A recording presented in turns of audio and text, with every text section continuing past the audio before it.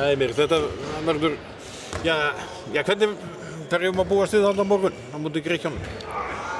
Bara góðu liði, vel spilandi og þeir spila mjög vel fyrstu 2 leikina í þessu undankeppni. Þeir eru óöfnir þar og fá ekki meira út úr því.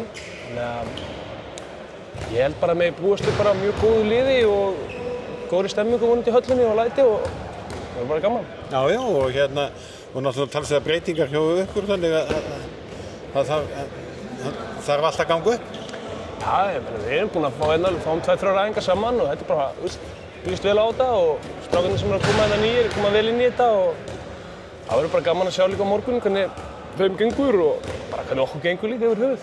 Þetta verður bara fróðlegt og bara spenntur fyrir því. Já, það er náttúrulega ár síðan við spiluðum við Grikkina, þannig að það er svona að vita aðeins út í hvað það verður að fara en...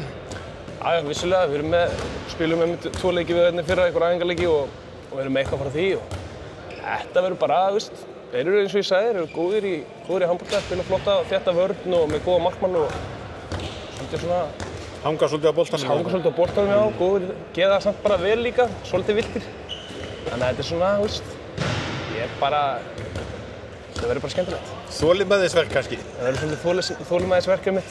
Þetta er rétt sér og sérstaklega líka hérna úti velli. Þetta er allt skeið. Maður er hérna með höllina á móti og það verður bara... Já, þeir sikta kannski inn á það að reyna eitthvað að koma ykkur opna skjöldu af því að það eru náttúrulega mikla breytingar.